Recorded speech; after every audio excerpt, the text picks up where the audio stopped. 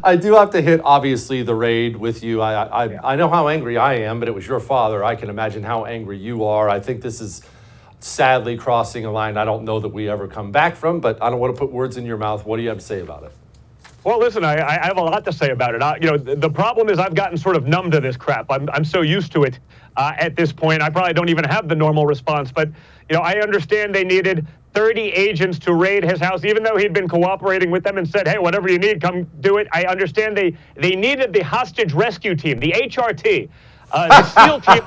The SEAL teams of federal law enforcement, Jesse, because I believe someone testified before the sham January 6th committee a few weeks ago that Donald Trump single-handedly, at the age of 75, I guess, choked out 2 Secret Service agents who were young, fit, and heavily armed. So they needed the HR team, the hostage rescue team, to make sure that they could take out any opposing force that Donald Trump would show, even though he was out of state. It's a joke, Jesse, and then they do what they usually do. They get on TV, they say they want transparency. So my father actually releases the warrant and says they should release the affidavit. So they say it on TV, and then they're like, no, we can't actually do that. We just say we want transparency. We don't do anything to actually create transparency.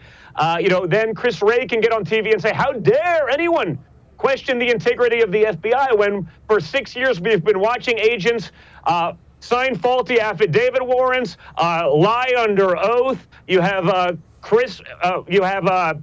Peter Strzok and Andy McCabe getting on TV talking about character despite losing their jobs for lying. You have the FBI entrapping a bunch of meth heads in Michigan to create a fake kidnap plot for Gretchen Whitmer. No, but the FBI, the utmost integrity, Jesse, we should not question that. You then see the narrative. They go, there's a narrative, people are trying to say that maybe the FBI would be planting evidence because they didn't want Trump's lawyers to be there. I don't know.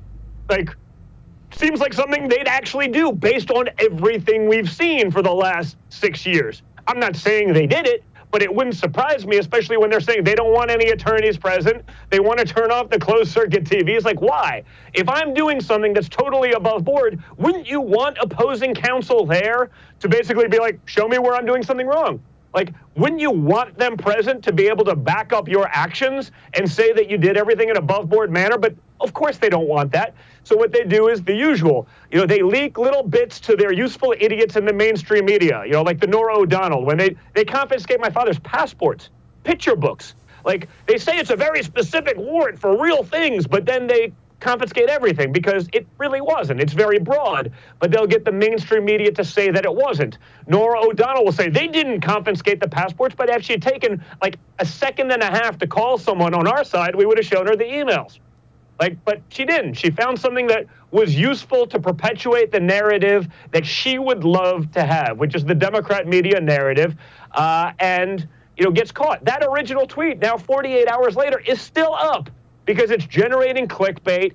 People are linking to it. They're still writing stories about it. So God forbid we take down misinformation. She won't get fact-checked by Twitter or Facebook or anything like that because she's on the home team. She can say whatever she wants. The truth be damned. We've seen this too many times, Jesse, and it's getting disgusting.